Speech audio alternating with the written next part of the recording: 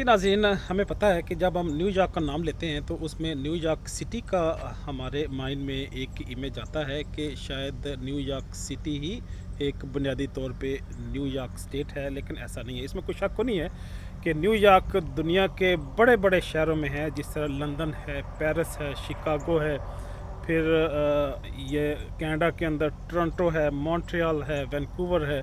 इन बड़े शहरों में एक न्यूयॉर्क भी एक बड़ा शहर है, और शायद इसमें कोई मुबालगा राय भी ना हो कि दुनिया में ये चंद एक बड़े शहरों में से एक शहर है। हॉलीवुड वहाँ पे है, शो बिज़नेस की एक्टिविटी हर तरह की वहाँ पे परफॉर्म होती है। जो दुनिया को कंट्रोल करने वाले फिनंशियल इंस्टीट्यूशन जो है वो न्यूयॉर्क में मौजूद हैं। 200 से ज़्यादा 200 से ज़्यादा लैंग्वेजेस सिर्फ न्यूयॉर्क में बोली जाती हैं। हर तरह की कम्युनिटी आपको न्यूयॉर्क में मिलेगी। लेकिन इसके साथ साथ इसके जो अगर पेरिफेरी में भी देखें, इसके राउंड अबाउट का अगर आप जायज़ा लें तो वहाँ पे भी आपको हर तरह के लोग, हर तरह की कम्युनिटी, हर तरह के रिसोर्सेज आपको मिलेंगे। तो अभी ये मैं जिस इलाके में मैं खड़ा हूँ, ये फोर्ट एरी का एरिया है। ये एरिया की अगर हम हिस्ट्री देखें तो ये जो विकिपीडिया है या इंसाइक्लोपीडिया है या और जो सोर्सेज हैं इंफॉर्मेशन के, चाहे इंसाइक्लोपीडिया बर्नेटिका हो, इंसाइक्लोपीडिया अमेरिकाना हो, या इंडेक्स कोपर्निकस है, मेडलाइन है, स्कूपस है, इनसे अगर हम इंफॉर्मेशन लें तो ये माउंट बिल्डर्स की हिस्ट्री बताते हैं। ये हमें एक पुरानी, आज से कोई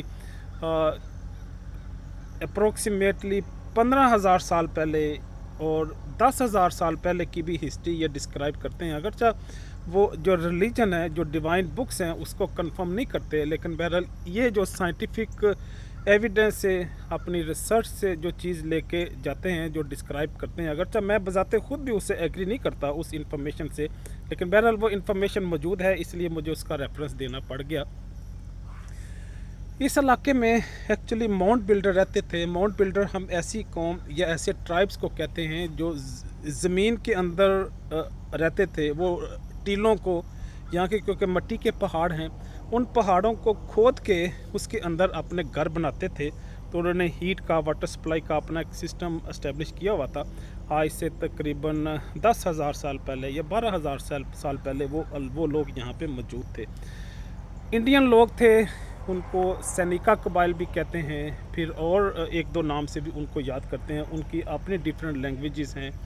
इस इलाके से फिर फोर्ट एरी से या चटाकुआ से या न्यूयॉर्क से दरिया भी निकलते हैं, जो आगे मिसिसिपी रिवर और ओहायो रिवर के साथ मिलके वो आगे साउथ की तरफ ट्रैवल कर जाते हैं। लुजियाना, टेक्सास या फ्लोरिडा की तरफ वो मूव कर जाते हैं। रिज़र्व मौजूद हैं इस एरिया में जहाँ पे मैं खड़ा हूँ। 4 डिफरेंट रिज़र्व्स हैं। रिज़र्व हम ऐसे एरिया को कहते हैं कि जहाँ पे इन्होंने इंडियंस को धकेल दिया। वो जो लोग हैं वो उनसे, क्योंकि इन्होंने जब जंग करने के बाद उनकी काफ़ी कैजुअलिटी हुई।